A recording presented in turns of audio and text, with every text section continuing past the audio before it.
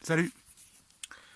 Alors on voit passer sur internet beaucoup, il y a des gens qui disent qu'il existerait des élites pédosatanistes au sommet du monde. Euh, je pense que si déjà, et mon analyse, mon analyse va partir de ce postulat, ok. S'ils existent, je veux chercher à les comprendre, ok. Ça c'est une, d'accord. Donc c'est pas la peine de rester là si déjà t'as pas ça en tête, si pour toi ça n'existe pas, casse-toi. Je veux pas de tes commentaires, je veux pas de ton avis. Je me place dans un. Il y a un postulat de départ à mon analyse, c'est qu'ils existent. Et c'est ça qu'on va. S'ils n'existent pas, ça n'a pas de sens. Enfin, m'emmerde pas, quoi. D'accord. Voilà. Euh, Première chose. Ensuite, mon idée de départ, c'est ça c'est comme ça que je fonctionne moi. Je peux pas m'en empêcher. Quand je vois un mécanisme humain que je ne comprends pas, qui est bizarre. Et en général, l'humain est bizarre. Donc c'est un truc que je fais tout le temps avec les gens, quand je les vois, et que j'ai toujours fait, faire des trucs, avoir des comportements, j'essaie de comprendre pourquoi, en termes psychologiques, ou en termes spirituels. Enfin, j'essaie de comprendre les mécanismes intellectuels qui mènent les gens à faire telle ou telle chose. Ok. Donc c'est pour ça, chez moi, j'ai pas pu m'en empêcher. Donc quand je suis tombé, il n'y a pas très longtemps, sur toutes ces histoires de pédosatanisme, euh, j'ai étudié la question, je suis allé voir tout ce qu'on pouvait trouver sur le sujet, essayer de comprendre. Moi, c'est juste, j'ai besoin de comprendre. Et donc, essayer de comprendre un peu la psychologie, la logique, enfin, pourquoi en fait. Pourquoi t'es pédosataniste, quoi. Concrètement, parce que j'imagine que dans la tête du mec qui fait ça, il y a une rationalité, il y a une logique. Mais dans tous les actes humains, aussi tarés soient-ils, il y a une logique, tu vois. Même quand les Américains balancent une bombe nucléaire sur Nagasaki, il y a une logique pour. Il faut chercher à la comprendre, quoi. Bon, moi, je fonctionne comme ça, parce que même si ça paraît fou, dans la tête du mec qui le fait, il y a une logique. Ok. Et donc, je vais faire ce qu'on appelle l'avocat du diable, clairement. C'est le cas de le dire. D'accord. Donc, c'est pas du tout. Alors, je vais répondre d'abord, j'anticipe les critiques de deux catégories de personnes. D'une des critiques donc voilà, des adeptes de cette théorie, enfin des convaincus de la théorie, qui nous cassent les couilles au moins autant que les mecs de l'UPR sur Internet. Euh, je ne suis pas en train de défendre cette thèse, d'accord. Si tu veux mon avis profond, j'ai un profond mépris pour ces gens, d'accord. Donc voilà, ce n'est pas pour défendre leur thèse, c'est beaucoup plus je me fais l'avocat du diable, pas parce que j'adhère, bien au contraire, mais parce que je pense que si tu veux te lutter contre un ennemi, en supposant qu'il existe, je répète, mais là on s'adresse à ceux qui en sont convaincus, donc je pense que si tu veux lutter contre un ennemi, il faut comprendre sa logique. D'accord, de juste dénoncer sans chercher. Enfin, je pense que ça peut être utile. Donc, tu vois, c'est au lieu de rester encore une fois bloqué à premier degré, tu défends le pédosatanisme, parce que je vais avoir l'air de le défendre, soyons clairs. Hein. C'est vraiment une démarche intellectuelle, philosophique. Ça m'excite intellectuellement d'aller défendre mon pire ennemi quelque part. Voilà, défendre la pire ordure. Ça, c'est excitant intellectuellement. Défendre quelqu'un avec qui je suis parfaitement d'accord, avec qui je suis complètement en face, en fait, j'ai pas besoin de le faire, quoi. J'ai pas le goût de le faire, c'est pas stimulant intellectuellement, j'ai pas besoin de plier mon cerveau pour essayer de comprendre le mec qui pense exactement comme moi. Donc ça, évidemment, que sur des pédosatanistes, oui, là, il y a un vrai, précisément parce que je suis à l'opposé de ça, il y a un vrai exercice intellectuel stimulant que de chercher à comprendre leur logique. D'accord. Donc ça, c'était pour les convaincus. Et pour la police et les juges, parce que maintenant, quand je fais des vidéos, il faut que j'anticipe quand le policier et le juge vont venir me voir. Vous, qu'est-ce que vous pourriez me reprocher? Parce qu'on a bien compris que vous preniez tout au premier degré. Donc non, je ne fais pas l'apologie de la pédophilie du tout. C'est un mouvement, s'ils existent, que je condamne. Mais de toute façon, si on écoute les juges et les flics, ça n'existe pas. Donc vous n'allez pas me condamner. Hein, je tiens à le dire, pour un truc, je pars du principe, si on écoute la justice, la police, le pédosatanisme n'existe pas. Donc vous n'allez pas me condamner et m'attaquer pour avoir défendu un truc qui n'existe pas. Ok, s'il vous plaît, c'est comme si je défendais le Mordor dans Le Seigneur des Anneaux et, et vous allez me foutre en procès parce que j'ai défendu Sauron, quoi. C'est d'accord, c'est une fiction que je suis en train de commenter, au moins de votre point de vue. Ok. Donc j'imagine que la justice ne va pas m'attaquer parce que le mec commente une pure fiction délirante des gens d'Internet. Hein. Bon, donc normalement ça devrait me mettre à l'abri. Bon, on ne sait plus de nos jours. Hein. Bon, ça dit, ça me met peut-être pas à l'abri de l'hôpital psychiatrique. Hein. Bon, allez. Donc voilà, et j'insiste, c'est pas du tout l'idée de défendre cette démarche que je trouve tout à fait pourrie. Si c'était que moi, je leur torturerais les couilles, je les torturerais de mes propres mains, ces gens. Voilà, soyons clairs, j'ai là une haine profonde de ces individus, même presque de la peine, parce que... Mais bon, donc voilà, je n'ai pas du tout l'idée de défendre, c'est un exercice intellectuel pur et froid qui va consister à essayer de comprendre le raisonnement intellectuel et la logique de la pire des ordures. Ok ? Bon, je pense pas qu'on puisse m'attaquer pour apologie de la pédophilie. Précisément, le but est de lutter contre elle, ok, si elle existe. Si elle existe, eh ben, en comprenant leur manière de penser, c'est peut-être une manière de... Mais bon, selon la police et les juges, elle n'existe pas. Donc il n'y a pas lieu de... Ok. Donc dans les deux cas de figure, soit elle existe, et en apportant les informations et l'analyse, je lutte contre la pédophilie, donc vous ne pouvez pas me qualifier d'apologie, ou alors ça n'existe pas. Et puis bah, dans ce cas, hein, je peux raconter à peu près n'importe quoi. Je suis en train de commenter une pure fiction. Ok. Bon, allez, ça risque d'être un peu long, évidemment. Désolé. J'ai déjà perdu 5 minutes juste sur les précautions d'usage.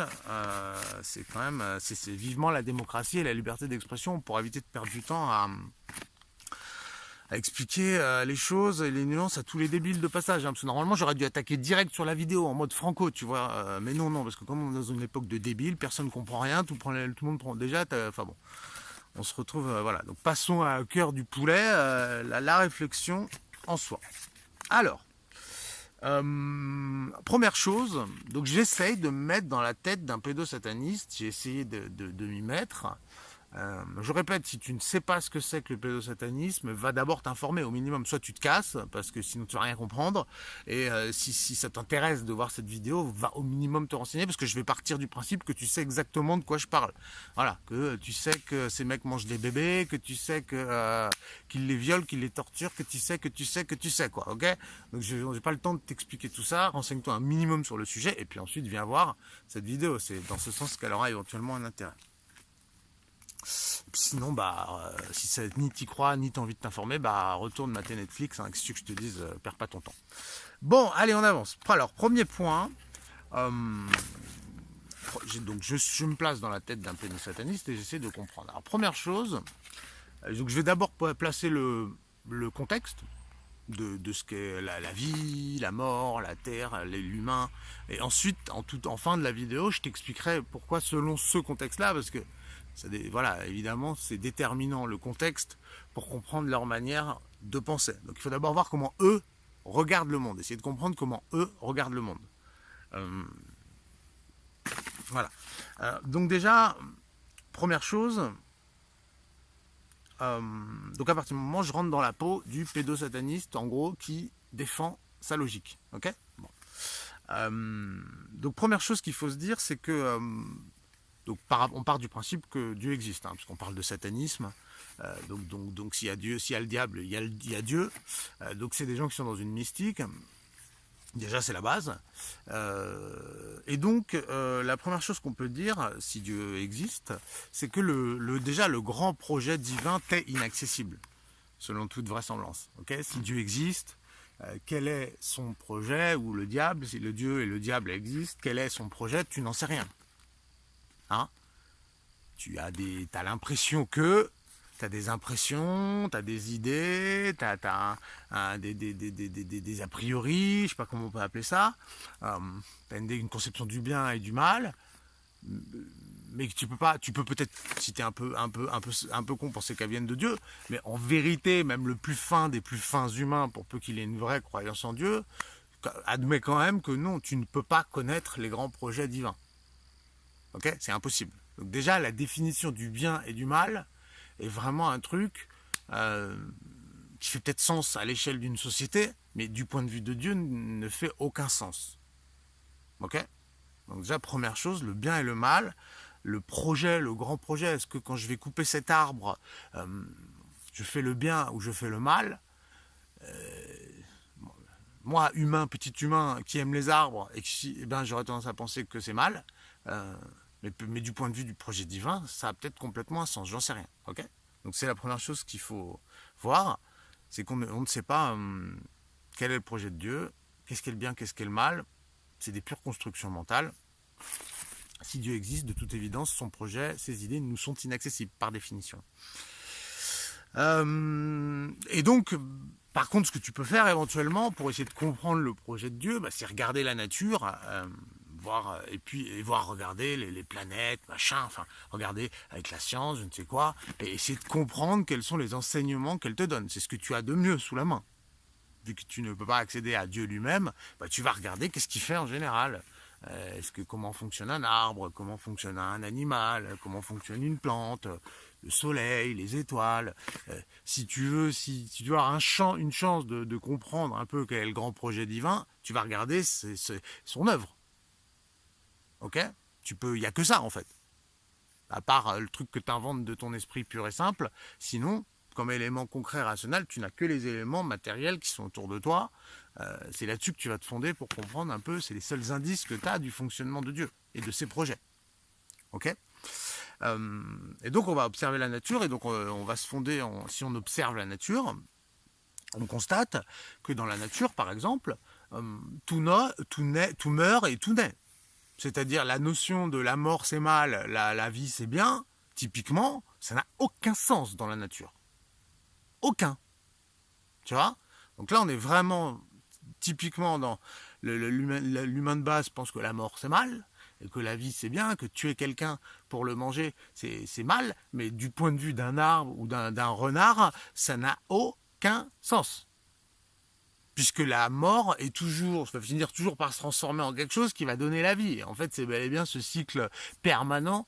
Et tu vois, ça, là, si Dieu existe, on peut dire que là, peut-être qu'il y a quelque chose de cet ordre dans sa logique. Okay ? La vie, la mort n'ont aucun sens. Aucun. Les étoiles naissent puis meurent, comme les planètes. De toute façon, la Terre, avec tout ce qu'il y a dessus, finira par disparaître, par se décomposer. Le Soleil finira par s'éteindre. Encore une fois, la mort, la vie, c'est juste un impondérable. Il n'y a rien à faire. C'est tout le temps, partout, tout le temps, partout. C'est pas bien ou mal. C'est un fait, avéré. Ça existe. La mort, et dont généralement se nourrit la vie. C'est le principe de base. Ok ? Donc déjà, il y a ce cycle, le yin et le yang, sont beaucoup plus représentatifs de ce schéma. Donc la mort et la vie ne sont pas bien ou mal en soi. La vie, la mort sont des choses complémentaires, l'une se nourrit de l'autre. Ça semble être une logique divine, si on regarde la nature. Ensuite, il y a un système, une autre chose qu'on peut voir dans la nature, c'est qu'il y a un système de domination. Ok, dans toute la nature, tu regardes, il y a des dominants, des dominés. Ça, partout, tu as les lions mangent les gazelles, tu as les dinosaures qui ont régné sur Terre pendant des centaines de millions d'années. Ils avaient pas ils écrasaient tout le monde, ils étaient là, tout puissants, à empêcher les mammifères d'émerger. Ils faisaient pas dans la dentelle, ils dominaient la planète et ils n'avaient pas mauvaise conscience. Ok, et c'est Dieu, on se place dans ce cas de figure, qui un jour a décidé de les supprimer en balançant une météorite sur Terre. Mais eux, en soi, ils dominaient la planète et ça allait bien comme ça. Ok, donc tu constates partout dans la nature, même un arbre en fait. Un arbre, quand il pousse, là, sous cet arbre, il empêche les autres plantes de pousser parce qu'il prend la lumière. Ok, alors qu'il y a plein de graines qui sont ici, qui voudraient pousser. Si tu le coupes, il y a des graines qui vont pousser. Mais là, en l'occurrence, l'arbre, il se comporte comme un dominant. Il bouffe toute la lumière, il occupe tout l'espace. Il domine, quoi. Il n'est pas là en train de dire, je vais laisser pousser chaque graine qui est à mes pieds. Donc même un arbre, qui est quand même l'être le plus pacifique qui soit, ça se comporte comme un dominant. Donc tu as vraiment en permanence dans la nature ce système. Même dans les meutes, tu vas regarder, dans une meute, tu vas avoir un dominant, un dominé. Ok ? Donc c'est vraiment, encore une fois, un enseignement de la nature. Il y a des dominants et des dominés. Alors, donc voilà, donc ça, pareil, si tu veux, tu peux m'expliquer le contraire, que c'est pas bien, que selon tes valeurs, mais de fait, ce que la nature nous enseigne, c'est ça. D'accord ? Donc ça peut être un indice des projets divins, de la manière de fonctionner de Dieu et de son projet, quoi. Ça fait partie du mécanisme, tout comme la mort et la vie, d'avoir des dominants et des dominés. Ça fait partie du mécanisme. La Terre tourne autour du Soleil, c'est pas le contraire. Donc la Terre est dominée par le Soleil, qui lui-même tourne autour de la galaxie, donc du centre de la galaxie, qui est dominé par le centre de la galaxie. Ok. Bon, partout, dominant, dominé. Bon, c'est encore une fois, on peut en déduire qu'il y a un enseignement divin là-dedans. La vie, tout le projet divin, toute la création divine a vocation à fonctionner avec des dominants et des dominés. Une autre règle de base qui apparaît dans la nature, si tu l'observes, c'est un principe vraiment limpide. Hein. C'est la vie à tout prix. Survivre, ne pas mourir. Tu as deux principes vraiment qui dominent la nature si tu l'observes. C'est ne pas mourir. Donc, ne pas mourir. C'est une obsession. Ok ? Et assurer une progéniture. Voilà. Donc, pareil, autre règle divine, autre règle de la nature, en tout cas qu'on peut tirer probablement. C'est l'arbre, il fait pas dans la dentelle, si tu veux. Il a besoin de vivre. Il ira sucer la moindre gouttelette d'eau à ses pieds, aux dépens des autres plantes, parce que lui, ce qu'il veut, c'est vivre. Ok ? Donc, un enseignant. Et par contre, pourquoi il veut vivre ? Pour pouvoir faire des graines qui potentiellement prendront sa place quand il sera parti.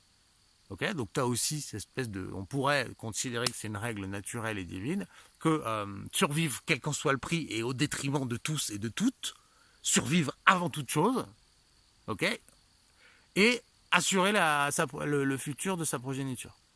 Okay, donc ça aussi, c'est une règle divine. Ça peut apparaître, si tu observes la nature, comme une règle divine. Okay, et donc, un autre point... quelque part, si on est tous pas avec les mêmes qualités, ok ? Même les animaux, une girafe, elle va naître avec un long cou, un lion, il va naître avec des griffes, voilà, toi tu vas naître avec, tu sais jouer du violon, ou tu sais jouer au foot, on n'est pas tous avec les mêmes compétences, ok ? Il y a un arbre qui va monter plus haut que les autres, qui va prendre les feuilles, t'en as un autre qui va avoir une autre stratégie qui va consister à ne se contenter de très peu d'eau ou de très peu de lumière, voilà, tu vas avoir on va naître avec des qualités précises, bon, dont on est censé faire usage, de toute évidence, d'accord ? Ça, tu ne connais pas, il n'y a pas d'exemple, enfin tu vois, c'est assez rare si tu observes la nature de voir qu'un arbre naîtrait avec une qualité et ne l'exploiterait pas. Ou un animal naîtrait avec une qualité et ne l'exploiterait pas. La girafe, elle va pas faire comme si elle avait un petit cou. Le lion, il va pas se transformer en herbivore. D'accord ? Il est né avec des crocs, des muscles, il bouffe les gazelles, point. C'est là parce que Dieu, la nature, l'a doté de ça. Donc tu nais avec des capacités, des facilités. De toute évidence, ce qu'on peut supposer de la nature, c'est qu'on est là, si on est né avec ça, c'est pour s'en servir. T'es pas censé dire, ah non, j'ai un trop long cou par rapport aux autres, faut pas que j'abuse, je vais faire comme si j'avais un tout petit cou. Si t'es la girafe, tu vois, tu vas te faire mal, ça n'a pas de sens. Ok, au nom de la générosité, j'en sais rien, ou au nom de l'arbre, pour le respect de l'arbre, non, je ne vais pas manger les feuilles du haut malgré le fait que j'ai un très long cou. Ça n'a pas de sens, d'accord ? Donc voilà. Donc pareil, nous naissons avec des qualités, des facilités, plus ou moins. Il semble évident que si on les a, c'est pour s'en servir. Ok ? Bon. Donc, voilà, donc je reviens sur...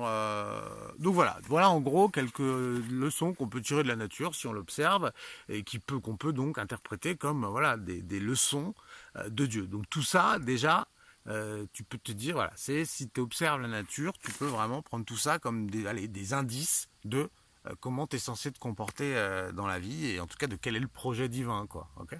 Bon. Donc ça, c'était pour les enseignements de Dieu à travers la nature et en tout cas son projet, quoi. Quel pourrait être potentiellement, qu'est-ce qu'on peut supposer du projet divin s'il existe. Donc ensuite on va en venir à la nature humaine. Ok ? On va vraiment se pencher sur le genre humain et voir quelles sont ses caractéristiques. Et ensuite on finira par, voilà, étant donné le projet divin et étant donné la nature humaine, voilà ce que les pédosatanistes en comprennent et en font. Okay, donc deuxième partie, la nature humaine. Bon là, ça va piquer. Hein. Tu sais que, on va pas se mentir, il y a peu d'humains qui ont la foi, qui sont des hommes de foi. Ok ? Quels humains croient vraiment en Dieu au sens mais le plus noble du terme, quoi. Au sens où, je veux dire, si Dieu existe, tu te soumets à lui, ok? À le vrai homme de foi, au sens où, mais littéralement, l'homme de foi, si tu admets que Dieu existe, tu te soumets à lui. C'est tout. Il n'y a pas de je crois en Dieu. Non. Si Dieu existe, tu vas le plus possible suivre ses enseignements. Ça devient. Donc il y a beaucoup d'hommes qui se disent croyants. Mais croyants, et puis ça va mater le cul des filles. Tu as deux catégories de. C'est vrai que si. Tu as les matérialistes purs qui. Bon, Dieu n'existe pas, point. Donc n'en parlons pas. Pour eux, Dieu n'existe pas. Il n'y a que la matière, la vie, tout ça. Et puis même dans ceux qui se disent croyants, t'as vraiment peu d'hommes de foi, on va pas se mentir. Attends, qui vit comme le Christ, pieds nus, si on prend que l'enseignement du Christ, si t'es un homme de foi et que tu voulais appliquer les principes chrétiens ou musulmans ou je sais pas quoi, tu ferais pas ce que tu fais. La plupart des religieux, des croyants affichés sont corrompus comme les autres. Ok? Vraiment. Ils ont là, ça picole, alors ça va faire sa prière, ça va faire ses prières, et puis hop, ça se la colle derrière, quoi. Ça va le dimanche à l'église, et hop, ça, et puis vas-y que ça met la main au cul de la voisine, j'en sais rien, enfin tu vois. Donc, faut pas confondre les religieux, on a beaucoup d'humains qui sont des croyants, mais alors qui poussent le vice et la croyance jusqu'à la foi. La foi, c'est vraiment Dieu existe, donc je suis son serviteur, donc ça n'existe pas. Ok, ou quand ça arrive, c'est une fois de temps en temps, limite.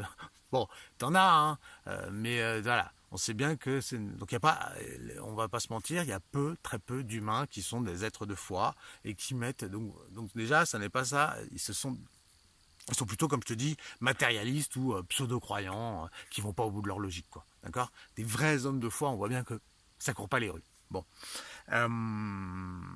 Et ensuite, deuxième caractéristique de l'humain, tu as assez peu d'hommes rationnels. Ok? Des gens qui sont gouvernés par leur raison, tu vois bien que ça court pas les rues. Ok, ça va acheter des Nike à pas de prix alors que ça n'a pas de quoi remplir le frigo. Ça va aller claquer 400 balles en soirée en espérant sauter une grosse. Ça va, enfin bon. Tu sais bien que la rationalité n'est pas. Si on était rationnel, on boufferait pas de la merde. Enfin, tu vois bien que la raison, la réflexion, le bon sens, ce qu'il faudrait faire idéalement n'est pas ce qui domine le genre humain. Je crois que c'est clair, d'accord? On est des êtres donc on va en revenir. Donc voilà, pour te dire, l'humain n'est pas non plus rationnel. Hein. Déjà, quand ils savent un peu réfléchir l'espace de 5 minutes, c'est une performance de nos jours, parce que pour la plupart, c'est la capacité de concentration, de réflexion, elle dépasse pas les 5 secondes.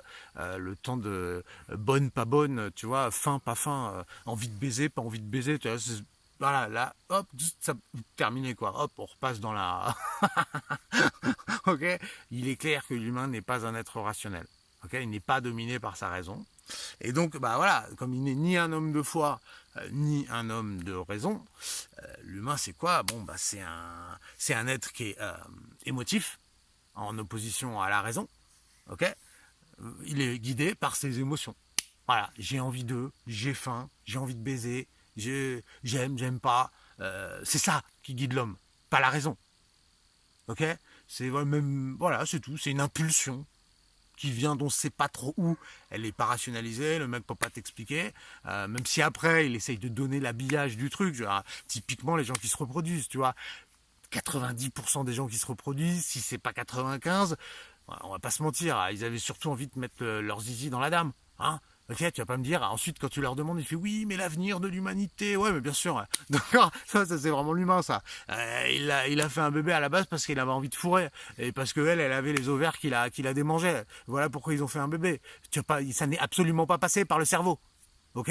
Bon, donc on est sur des êtres émotifs, des êtres d'impulsion. C'est clairement la dominante chez l'humain.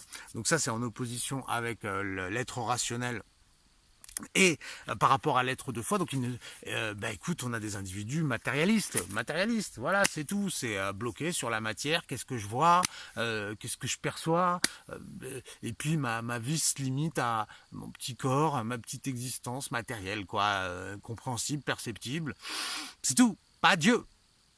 Ok, ce qui guide les hommes, ça n'est ni la raison ni la foi, c'est l'émotion, la passion, la pulsion et le matérialisme, la matière concrète. J'ai besoin de manger, de baiser, de bouffer. Encore une fois, voilà, c'est ça l'humain. Ok, alors tu peux fantasmer sur un autre type d'humain, mais tel qu'on le connaît, c'est ça, l'humain. Ok, bon. Et donc, voilà, l'humain, il est impulsif, parce qu'il est guidé par le matérialisme, l'obsession de la matière, en tout cas sa compréhension limitée au niveau de la matière, et par ses pulsions, par ses émotions, par son bas-ventre, ça en fait un être dominé par ses émotions, dominé par ses impulsions. En gros, c'est un être dangereux. Parce que, ben voilà, si tu lui donnes l'occasion de faire des conneries, il va les faire. Ça, c'est l'humain. Si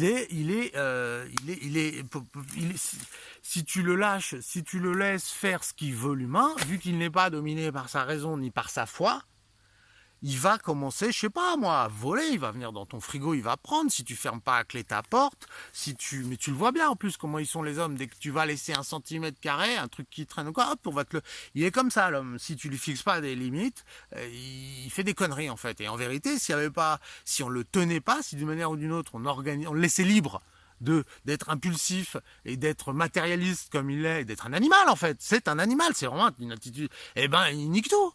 Il niquerait tout, ça serait le chaos. On n'aurait même pas organisé ce qu'on appelle une société. L'humain tel qu'il fonctionne, c'est un animal. De fait, c'est un animal. Ce qui distingue l'animal de ce qu'on pourrait qualifier d'homme, c'est bien ça, c'est d'être rationnel, typiquement, quoi. Et un homme de foi. Un chien ne croit pas en Dieu. Ouais, l'homme potentiellement peut croire en Dieu. Ok, c'est pas le cas. Donc il reste au niveau de l'animal, au niveau de la foi. Donc il y a un côté vraiment animal qui te fait dire, bon ben voilà, c'est clair que vu que c'est des animaux, si tu mets pas des barrières, si tu fixes pas des règles, c'est le chaos. C'est la guerre, chacun, allez hop, on va se violer, on va se voler, on va s'entretuer, la jungle. Ok, bon, ça c'est l'humain. Ensuite, l'humain, mais regarde-le en face. Tu vois, qu'est-ce qui fait l'humain? Aujourd'hui, on a Internet, on a des médias de communication, on a des outils de culture hallucinants. Qu'est-ce qui fait l'humain? On a des sources, on apprend plein de choses. On a énormément de choix dans les grands magasins, dans les boutiques, en termes d'approvisionnement alimentaire et compagnie. Vraiment, il y a beaucoup de possibles dans ce monde. D'accord? Qu'est-ce qui fait l'humain? Netflix, McDo, Cyril Hanouna, hein, le porno. Voilà ce qui fait l'humain, tu vois bien? Eh ouais, ça fait mal au cul, hein. Tu peux me dire, hein, tu sais, c'est tous ceux qui disent oui, mais il y a Arte à la télé, t'as raison. C'est tout ce que personne regarde Arte. Voilà, c'est vraiment ça l'humain. L'humain, t'as beau lui mettre, à l'heure actuelle, dans le monde moderne, d'un côté, t'as de la culture, tu peux avoir accès à des conférences, à des livres, à des opéras, gratuitement. Tu peux avoir, putain, t'es quand même assez, typiquement en France, tu pourrais aller faire des randonnées, il y a quand même, on est dans un monde où il y a beaucoup de possibles sains, accessible, l'humain fait quand même à peu près toujours le choix de la médiocrité, du bas de gamme, du facile d'accès, du gras, du sucré. Ok, mais c'est juste la confirmation de ce que je te disais avant, c'est un animal. Ok, l'être rationnel, lui, va peut-être commencer à aller mater des conférences. L'homme de foi va peut-être commencer à aller méditer dans la forêt. Mais l'être matérialiste, animal dont je te parlais, bah lui, c'est voilà, Netflix, McDo, Cyril Hanouna, un bon porno. Et vas-y, c'est bien, c'est bien. Mais ouais, de ce point de vue, c'est logique. Les femmes donnent raison. Je comprends que ça fasse chier de l'entendre, mais les femmes donnent raison. Ok, à l'heure actuelle, tu as le choix entre, regarde le peu de vues qu'on va faire sur YouTube, alors qu'ils sont des centaines de milliers à payer pour mater Netflix, ça saute aux yeux. Et qui va voir les conférences qui traînent sur Internet, d'astrophysique, de biologie, des trucs gratuits, qui peuvent t'apprendre le monde, Non, ils vont pas les regarder. Ils regardent toutes les merdes que j'ai citées précédemment, pour aller se faire des salades, cultiver leurs légumes, machin, j'en sais rien, non, McDo, Uber, vas-y, livre-moi, on prend même plus le temps de cuisiner. Allez hop, maintenant tu me livres, je bouffe, il y a un côté... tu vois? Il n'y a pas la construction, là... Non, c'est des bourrins, des animaux. Et ils ont tous les attitudes de fait, t'as beau pour contester. Voilà ce qu'ils font de leur vie. De la merde, de la merde et de la merde. Ils se comportent effectivement de fait comme des bestiaux, alors même que s'ils étaient... Il y en a qui vont dire non, l'homme est un être de foi. Ouais, bah, si c'était le cas, ça se verrait. Et c'est pas le cas. Les faits te contredisent. Ok, donc, une question que je vais te poser, et que tu peux poser à n'importe qui, parce que là, on voit, tu vois, avec on a vu avec les gilets jaunes, oui, les milliardaires, c'est pas bien, partager avec nous, c'est pas bien d'abuser, de pas partager avec le peuple. Bon, oh, on va pas se mentir. Si t'étais milliardaire, tu ferais quoi? Hein? Je suis désolé, hein. Encore une fois, je sais que ça pique, hein. Mais le prolo qui va gueuler contre Bolloré, machin, là. Si t'étais milliardaire, tu ferais quoi? Tu serais une meilleure personne, peut-être? Tu irais distribuer ton argent aux gens, là? Tu serais en mode Abbé Pierre? Ou tu serais un connard qui se paye des yachts, qui se paye des putes, qui se paye de la coke et des homards à sauce gribiche? Hein? Je t'ai vu, hein. Je sais très bien ce que tu ferais. Et tu vas pas nous mentir. Regarde-toi dans le miroir, bordel. On sait tous que c'est ça que tu ferais. Donc c'est la nature humaine, c'est tout. Si t'étais milliardaire, tu serais un crevard comme les autres, en fait. En vérité, si tu rages là, pourquoi tu te plains? Tu te plains parce que t'es pas milliardaire, c'est tout. Tu te reproches pas aux milliardaires d'être comme ils sont. Tu leur reproches que c'est eux les milliardaires et c'est pas toi. Voilà la vérité. C'est pas la nature. Le milliardaire, finalement, il est très prévisible. Imagine qu'est-ce que toi tu ferais si t'étais un milliardaire. Tu serais un connard comme tous les milliardaires. Tu serais un fils de flic de milliardaire. C'est évident. Ok? Donc, tu vois bien que la nature humaine, c'est ça. Ok? Dis-toi, qu'est-ce que tu ferais si tu étais milliardaire? Est-ce que tu crois que tu irais distribuer ton argent? Est-ce que tu crois que tu aurais quoi que ce soit à foutre des gens qui crèvent à l'autre bout du monde, dans les cités? Non, mon pote, tu voudrais une 5e Ferrari, tu voudrais encore 3 putes en plus dans ton pieu le soir même, tu voudrais un saladier de coke dans ton jacuzzi, quoi. Ok? C'est sûr. Ne me raconte pas que tu irais faire de la méditation, que tu vivrais simplement. Là, t'es un menteur, quoi. Moi, je te crois pas, mais alors si toi t'y crois, putain, arrête de te mentir à toi-même. Hein. Regarde-toi dans le miroir. Hein. Donc voilà, là, c'est tout. Ça t'en dit assez long sur la nature humaine. Et en vérité, voilà, les gens ils ragent. T'es né du mauvais côté de la barrière, donc tu rages. C'est tout. Tu ne veux pas changer la nature humaine. Tu ne veux pas que les milliardaires arrêtent d'être des fils de flics. Tu veux devenir milliardaire toi-même. Bon. Ouais, il y a un côté, tu critiques, mais tu cliques. Tu vois, on le voit beaucoup, ça. Ah, Cyril Hanouna, il dit de la merde. Ah, ce truc, c'est de la merde. Puis tu cliques, quoi. Hein. Par contre, t'es là à regarder, hein. Toujours, hein. Ça, c'est ça, en fait. Le discours entre, il y a ce que tu dis et il y a ce que tu fais. Moi, je ne me berce pas d'illusions. Je ne me paye pas de mots. Ok, tu peux me dire, ouais, moi je suis un mec généreux, sympathique. Si t'écoutes la plupart des gens, tu leur demandes, moi je suis un mec sympa, je suis un mec ouvert d'esprit. Qui va te dire le contraire? Qui va te dire je suis un mec vachement obtus, égoïste, à en crever, j'ai le seum parce que je fais pas partie des milliardaires? Qui va dire ça? Personne. Il va te dire non, moi je suis un mec généreux, moi si j'étais milliardaire, je partagerais, là, bla bla bla. Ça c'est les hommes, ça. Le problème c'est que ce que font les hommes, c'est tout le contraire en fait. Voilà, il y a ce qu'on dit, il y a ce qu'on fait. Tu critiques, mais tu cliques. Voilà la vérité. C'est ça le genre humain. En théorie, t'es un mec bien. En vérité, t'es bourré de vices. Voilà, ça c'est dit. Bon, on a posé le contexte. Une fois que t'as dit ça, alors, t'es quelqu'un qui a conscience de tout ça. Tu te considères comme... t'as de la chance d'être né avec des milliards dans les poches, avec du pouvoir, avec des réseaux, des relations, avoir le niveau, les bonnes études qui te permettent d'avoir un niveau d'analyse et d'élocution de qualité. T'as cette puissance, t'as le long cou de la girafe, quoi. Ok? Donc, qu'est-ce qui peut, une fois qu'on a placé tout ce contexte, qu'est-ce qui peut te passer par la tête? Pourquoi tu deviens pédosataniste? D'accord? Une fois que tu as admis tout ça. Bon, déjà, la première chose qu'il faut dire, si tu veux, c'est que... alors, je vais peut-être pas être très... et dites-moi si je me trompe, hein, mais je vous dis, je suis pas un pro de la Bible, hein, mais il me semble que Jésus-Christ était un juif qui avait comme posture qu'il fallait aider les goïs. Ok, c'était un juif, en fait, il me semble, hein, qui a au cœur de sa démarche, il y a l'idée, les gentils, voilà, les gentils, c'est vous, les gens normaux, du point de vue de qu'est-ce que ça veut dire de son point de vue.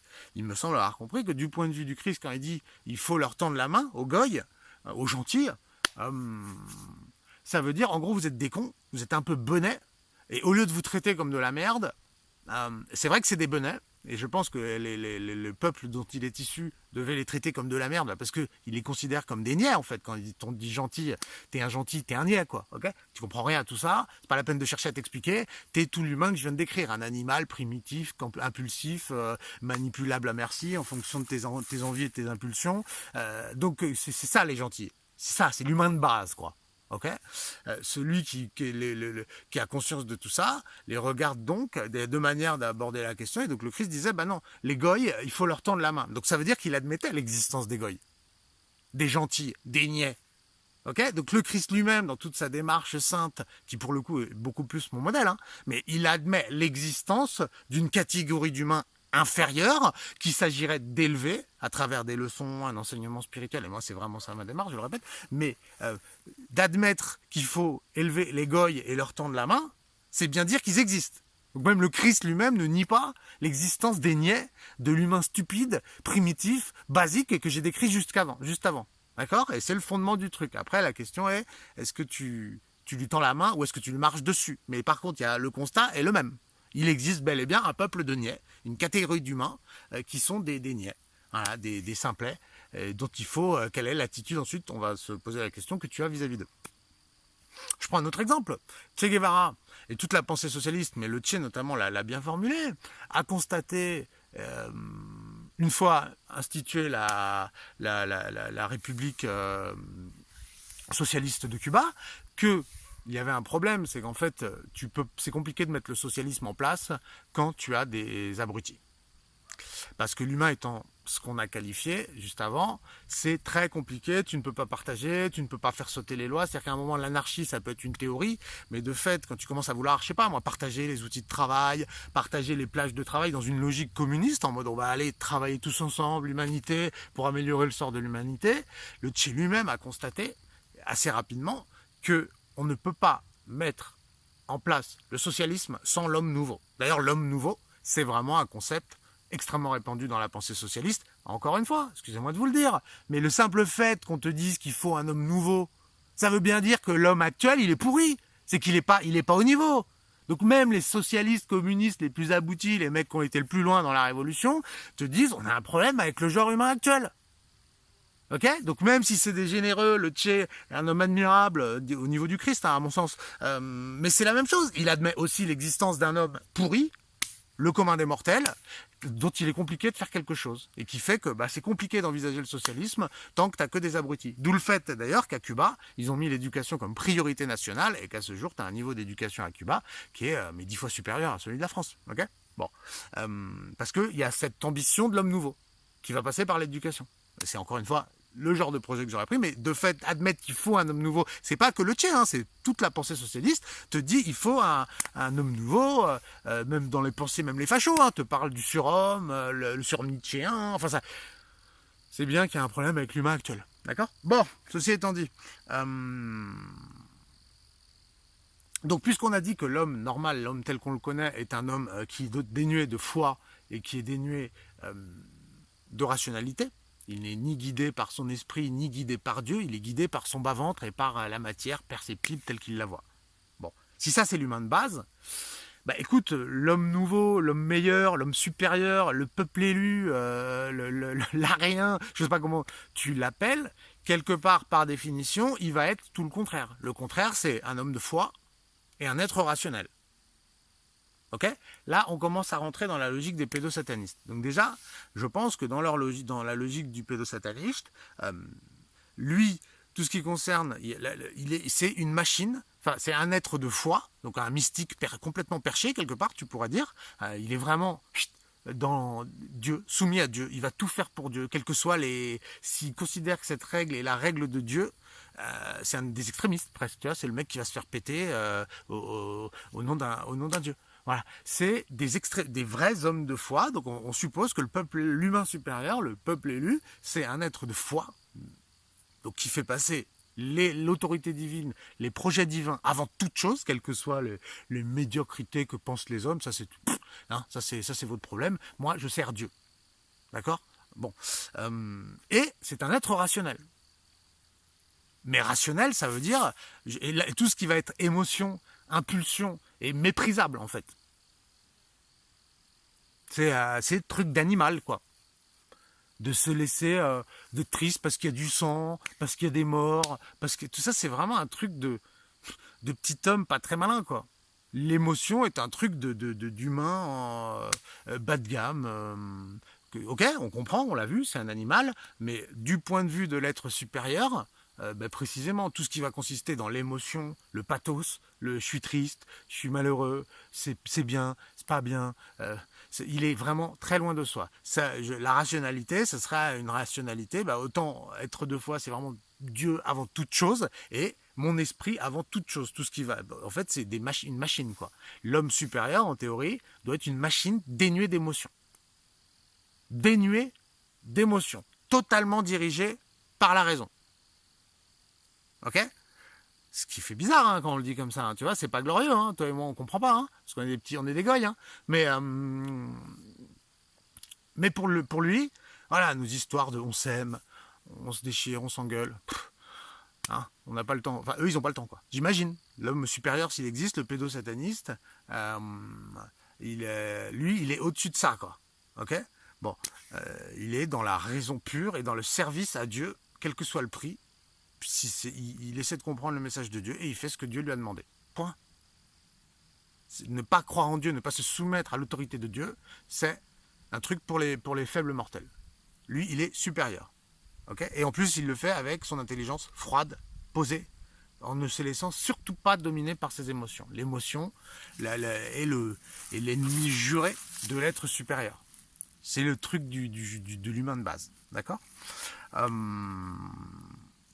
Et il y a un côté, dans la soumission à Dieu et de ce que c'est qu'un homme de foi, c'est que quelque part, si la nature, je reviens, rappelle-toi de tout ce que je t'ai raconté sur les règles de la nature, c'est que si toi tu crois que tu es plus malin que la nature, hein, je t'ai dit, on a décortiqué, mais donc une fois que tu as entendu tout ça, une fois que tu as un peu analysé la nature et vu tout ce qu'elle pourrait t'enseigner, si toi tu crois par exemple que la domination c'est pas bien, qu'est-ce que j'ai dit, que la mort c'est pas bien, donc en fait t'es plus malin que la nature, t'es plus malin que Dieu lui-même.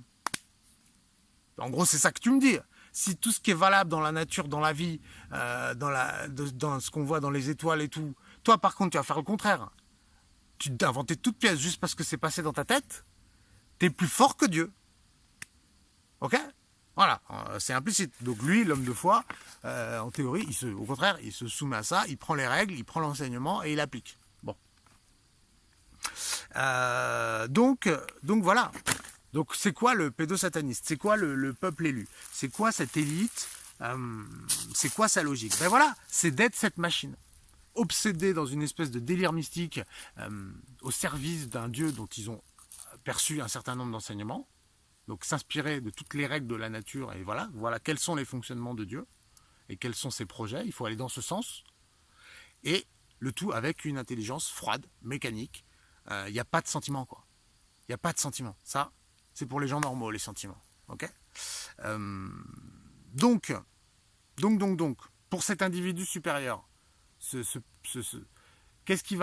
comment il va appréhender le monde ? Première chose, déjà, on se plaint qu'il nous traite comme du bétail. Mais bon, maintenant qu'on a dit que l'homme est un animal, tu comprends bien que si tu veux pouvoir vivre sur Terre, t'es un peu obligé de les traiter en fait comme du bétail. En fait, t'es obligé, si je reprends l'animal, je te le disais, si tu les laisses libres de faire ce qu'ils veulent, c'est le chaos, c'est la guerre, ils vont tous se voler, s'entretuer et compagnie. De toute évidence, puisque c'est ce type de bestiaux, qu'est-ce que t'as d'autre comme option que de les traiter comme du bétail en vérité ? Si t'es rationnel, c'est des animaux, je les traite en tant que tels. J'évite qu'ils aillent piétiner les endroits qu'il ne faut pas piétiner. J'évite que j'en sais rien moi, qu'ils s'entretuent. Il faut que je m'organise. C'est des animaux irrationnels qui vont partir en couille si on les lâche. Donc je les drive. Et c'est mon rôle d'être supérieur. Contrairement au Christ qui lui te dit non justement c'est de leur tendre la main, mais dans la lecture c'est une autre manière d'interpréter la question, parce qu'en fait c'est vrai que les deux réponses sont intellectuellement défendables, te dit et c'est exactement ce que le Jésus-Christ reprochait aux Juifs, c'est que non, au lieu de ne les mépriser pas, ne les écraser pas, au contraire tendez-leur la main. Et donc pour ces gens, pour le pédosatanisme, pour l'être supérieur, le goy, le genre normal, étant un animal, a vocation à être géré comme du bétail. Il n'y a pas d'autre option. Sinon, le monde va finir en guerre, en chaos, quoi qu'il arrive, quoi. On ne peut pas les laisser circuler librement, faire ce qu'ils veulent en fonction de leur... Mais n'importe quoi, en fait, c'est du délire. Si tu as admis que c'est des bestiaux, ça semble évident qu'il faut les traiter comme du bétail. C'est juste la seule option, en vérité. C'est la seule option rationnelle. C'est pas, tu vois, il n'y a même pas encore de calcul d'intérêt là-dedans. C'est juste si tu rationalises, tu fais ouais, c'est vrai. Si on est des animaux, ce qu'on est, faut nous traiter comme du bétail. Quelle est l'autre option? Si tu ouvres, le champ des vaches, qu'est-ce qu'elles vont faire? Elles vont aller marcher dans le champ du voisin. Elles vont, j'en sais rien ce qu'elles vont faire. Elles vont se tuer en fait. C'est même dans leur propre intérêt aux vaches, dans un champ, de bien fermer le truc, de leur amener leur portion de nourriture et leur complément alimentaire. C'est dans l'intérêt bien compris des vaches qu'il y a un enclos bien fermé et des horaires. Un horaire pour aller à... Bon, je pense que c'est vraiment juste, tu vois, t'es même pas allé jusqu'à l'appât du gain. Il y a juste, si tu te considères comme un être supérieur, qui lui est un être donc de foi avant toute chose et rationnel aussi avant toute chose, eh ben, t'es juste obligé de traiter l'ensemble des humains comme des animaux et donc comme du bétail, comme un troupeau. Voilà. Et c'est exactement ce qu'on voit au quotidien. Et c'est le projet des pédosatanistes. Nous gérer comme un troupeau. Mais c'est même juste, tu vois, il y a peut-être de la méchanceté aussi derrière. Hein. Mais au moins, tu vois qu'il y a une dimension, même si il y a peut-être aussi de la méchanceté. Mais il y a une dimension rationnelle. C'est des animaux, donc je les gère en bétail. Quand tu as un jardin, tu mets une barrière, parce que sinon tu vas avoir les chevreuils qui vont rentrer, qui ont bouffé tes fruitiers. C'est comme ça, c'est tout, c'est juste t'as pas le choix avec des animaux en fait. T'es obligé de foutre des barrières, des limites, ok? Donc de leur point de vue, c'est leur rôle de nous fixer des limites. Donc c'est eux qui déterminent ensuite. C'est quoi qui est bien pour nous? C'est pas nous qu'allons savoir. Est-ce qu'il faut qu'on te donne tant par mois? Est-ce qu'il faut tant? Est-ce que tu vas demander à la vache? Tu vois, à l'animal, Non, moi je sais ce qu'il faut pour toi. Je suis ton éleveur et je sais ce qu'il faut pour toi. Et je le fais même pas avec méchanceté en fait. Peut-être c'est pas cool, peut-être pour toi qui comprends pas. Mais de fait, je m'occupe de toi, que t'es du bétail, que je gère. T'es mon élevage et je te gère en tant que tel quoi. Voilà, j'optimise. L'espace, je gère tout ça quoi. De toute façon, t'en es pas capable. Donc toi, contente-toi de brouter, t'inquiète pas, je t'amènerai de l'eau quand il te manquera de l'eau. Mais franchement, l'éleveur, il est pas méchant avec son élevage. Moi, je viens des éleveurs ici, j'en vois, je suis entouré, ils sont extrêmement bienveillants avec leurs vaches. Mais de fait, ils les enferment, et c'est vrai qu'elles sont clairement esclaves de leur éleveur. Mais lui, il est pas méchant, il leur veut pas du mal, il les gère comme ça, parce que c'est la manière de gérer le troupeau pour pas que ça parte en couille et pour gérer le... Ok, c'est fait avec même plutôt de la bienveillance en fait. Parce que c'est un intérêt commun quoi. Voilà, il y a un intérêt commun. Toi tu me rapportes du fric et du pouvoir en tant que bétail. Et puis moi je t'apporte, je t'évite d'aller... te noyer ou te tuer ou je sais pas quoi. Je te protège quelque part par rapport à tes capacités. Voilà. Donc voilà. C'est vraiment un service et donc voilà, donc ça passe par le conditionnement, tout ce qu'on voit, le conditionnement, on va t'apprendre comment c'est d'être une bonne vache, d'être un bon animal d'élevage, voilà les règles, ça c'est bien, ça c'est pas bien, voilà, les gentils c'est ça, les méchants c'est ça, on t'apprend des règles, comme si t'es un éleveur d'animaux, tu sais ça, on fixe des règles, ils nous dressent quoi. Voilà, ça s'appelle l'ingénierie sociale, le conditionnement par l'école, c'est du dressage quoi, comme tu ferais avec des animaux. Ok. Bon. Conditionnement, les lois. Voilà, les lois, c'est les barrières de la prairie, quoi, pour pas que les vaches en sortent. C'est les lois. Voilà. Et puis, la répression, c'est le courant à la décharge électrique si tu t'approches trop du fil. Voilà, mais c'est ça. Conditionnement dès que tout petit. Ensuite, les règles, tu délimites un périmètre dans lequel tu auras le droit d'évoluer. Il y a des endroits, bon, à l'extérieur du champ, c'est pour nous, hein, mais toi, vous allez évoluer dans ce périmètre. Le reste, laissez-le-nous, t'en soucie pas, en fait. Voilà, vous, c'est ici. Vous évoluez dans tel périmètre de loi. C'est pour ça que les lois s'appliquent pas à ces gens-là. C'est pour nous, c'est pour le bétail. Les lois. Le paysan n'est pas dépendant, lui s'en fout des fils électriques. Par contre, c'est lui qui les pose. Bon, voilà, ces gens-là, ils ont posé les fils électriques. Et puis, si jamais tu t'approches autour du fil, coup de flashball dans tes dents, tu vois. C'est la petite impulsion électrique qu'on met dans le fil à la vache qui s'approche trop du fil. C'est tout. C'est du bon sens, encore une fois, c'est rationnel, hein. C'est comme ça qu'il faut faire. En fait, t'as pas tellement le choix. De leur point de vue. Et d'ailleurs, on va pas se mentir, on en est à 10 milliards d'êtres humains sur Terre. Bon, on suppose, donc les pédosatanistes, on suppose qu'ils sont là depuis la nuit des temps. Donc, les résultats sont plutôt probants. On est 10 milliards sur Terre, on sait plus quoi en foutre des humains. Il y a il y a de la malnutrition, il y a quand même beaucoup moins en proportion, en pourcentage de la population, il y a beaucoup moins de gens qui crèvent la dalle qu'il y a 50 ans. Il y a quand même les faits. Si on considère que le but c'est voilà, de préserver l'espèce humaine et qu'il y ait un maximum de bébés, enfin c'est un peu la logique de l'espèce de base normalement, écoute, les résultats sont probants. C'est-à-dire qu'après tu peux leur reprocher ce que tu veux, mais les mecs ils ont raison. En tout cas, ils ont réussi. Les faits leur donnent raison. 10 milliards d'humains, on sait plus quoi en foutre, faut même les calmer, faut même commencer à les calmer parce que ça devient un peu trop. Les mecs gèrent leur ils le font plutôt bien. Les faits leur donnent raison. Il y a beaucoup d'humains. Alors ils sont peut-être pas tu peux reprocher, hein, ils sont pas en bonne santé, mais de fait, il y en a beaucoup. Et bon, toi t'as eu la chance de vivre, le but, même d'un point de vue divin, est de faire un maximum, reproduisez-vous, je sais plus comment il dit, croissez et multipliez-vous. Eh ben, ils servent la vocation de Dieu on a 10 milliards d'humains sur Terre. Magnifique réussite, tu peux pas nier. Donc leur méthode, peut-être t'aimes pas, mais en tout cas c'est efficace. On a la technologie, on a Internet, regardez où nous a amené la science, c'est quand même incroyable d'avoir Internet, tout un tas de choses, même un panneau solaire, tu vois, c'est quand même, tu vois, on a même potentiellement de nos jours les technologies qui nous permettraient de vivre assez sainement. Le panneau solaire, il est pas, fallait l'inventer le truc. Ça a pris un peu il fallait en arriver à ce niveau de connaissance et de compréhension. Donc vraiment, les faits donnent raison aux pédosatanistes. Ils gèrent bien le monde en fait. Leur manière de faire, elle peut nous sembler bizarre, compliquée, chelou, inaccessible. Par contre, les faits leur donnent raison. Ok. Donc voilà, et je vais conclure sur le point principal. Tu as vu, le point qui est évidemment le plus sensible, qui est probablement le point que tu attendais, parce que c'est le point qui est le plus difficile à comprendre pour les gens, et c'est vrai que ça a été aussi celui qui m'a nécessité le plus de travail finalement, parce que le reste, j'aurais pu y réfléchir avant. Mais c'est donc essayer de comprendre pourquoi tu manges des bébés. Pourquoi tu violes, tortures des bébés, des enfants. Ça, c'est un truc de fou, tu vois. Ça, c'est le truc le plus difficilement compréhensible. Ok. Écoute, je pense que, voilà, on revient à cet individu qui est un être de foi et un être rationnel avant toute chose, dénué de toute passion, de toute émotion, en fait. Parce que torturer un enfant, le violer, machin, enfin tout ce qu'on imagine, tout ce que font les pédosatanistes, pour nous c'est inacceptable. C'est précisément parce que c'est l'acte le plus odieux de l'humanité, parce que c'est l'acte le plus inacceptable, et le truc qui rend fou, mais n'importe qui, l'animal lui-même, enfin je veux dire, parce que c'est le truc le plus hardcore, précisément, c'est ça que je vais faire moi en tant qu'être supérieur.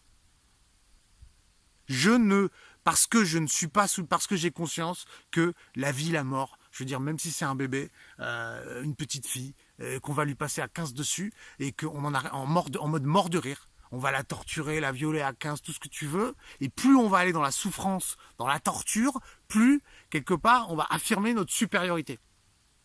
Parce que nous ne tombons pas dans l'émotion, dans le pathos de l'humain, qui est de se pleurer parce qu'il y a du sang, parce que quelqu'un est triste. Ouh, c'est pas bien de tuer les gens, c'est pas bien de torturer les enfants. Ça, c'est pour le débile de base, c'est pour le goy, ça. Ok. Moi, être entité supérieure, être supérieur, clairement, je ne suis pas sensible à ça. C'est la base, en fait. Et j'irai même plus loin. C'est la preuve indispensable de ta supériorité, en fait. J'ai besoin, dans cette logique, si tu n'es pas capable de torturer un enfant, c'est que tu es faible. C'est que tu es trop bête, trop petit, trop pour nous fréquenter. Parce que nous, les pédosatanistes, nous, les êtres, le peuple élu, nous ne sommes pas sensibles à tout ça. Tout ça, c'est pour les humains. Donc, c'est la preuve, tu dois nous montrer si tu as le niveau d'éveil nécessaire pour appartenir à cette élite. Tu dois être capable de faire ce genre d'acte. Ce n'est qu'à cette condition que je t'invite. Je veux dire, mais c'est normal, tu vois, c'est dans un club, des mecs, tu t'entoures de mecs qui savent faire, tu vois. Tu joues au foot, avant d'intégrer le mec dans ton équipe, t'attends de voir qu'il a un minimum de niveau, tu vois. C'est pas juste le mec qui joue à FIFA juste avant. T'as envie d'être sûr, donc tu vas voir toucher du ballon. Donc tu vas être sûr que le mec est dénué de toute émotion, et que c'est un homme de foi. Et il y a un côté, là, quand ils font ça dans le cadre de rites sacrificiels, naninana, tu sers Dieu, c'est une offrande à Dieu.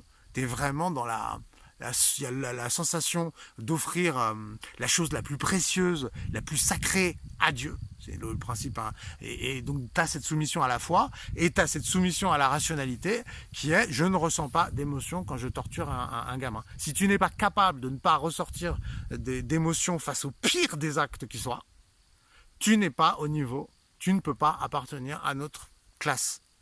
Voilà. Et j'ai pas le choix. Il y a tellement d'humains pourris que je dois plutôt partir du principe que tu n'en es pas capable. Donc tu vois, il y a un côté aussi, pour vraiment faire le tri, il y a un côté ultra élitiste. Plus c'est hardcore, plus c'est élitiste, quoi. Et donc voilà pourquoi ils en arrivent là.